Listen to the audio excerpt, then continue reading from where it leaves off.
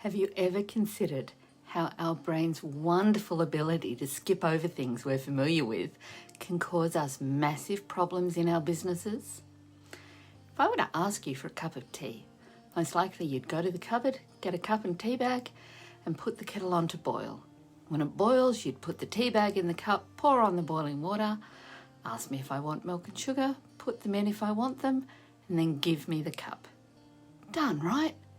It is so easy. You've likely done it hundreds, if not thousands of times, and you don't need to put too much thought into it.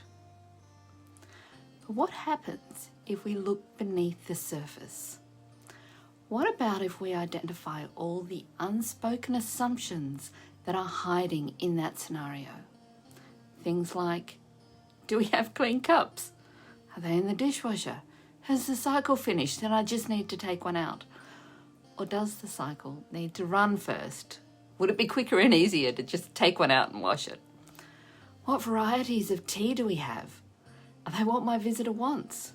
Is the tea still in date? Do we use loose leaf tea or tea bags? What varieties of milk and sugar does my visitor want? Do they want lemon or cold water instead?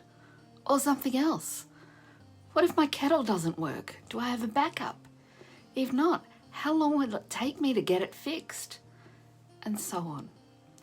We all go through life making assumptions about everything, all the time.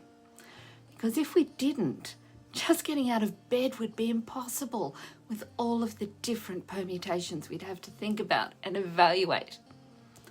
And that's the way we run our businesses too. Most often, the assumptions and interconnections between things are not identified explicitly, which means that things often feel like they come to us out of the blue, like the kettle dying, when we haven't actually cleaned it since we bought it. Or just assuming we've got tea in the cupboard, when the daughter finished it last week and didn't write it on the shopping list. These are the things that can easily derail our businesses and lives.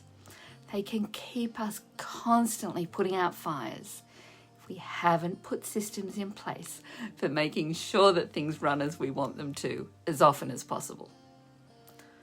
Or at least have alerts in place so we pick things up when they're still embers and much easier to deal with, rather than getting to ferocious forest fires before we're even aware that they're there.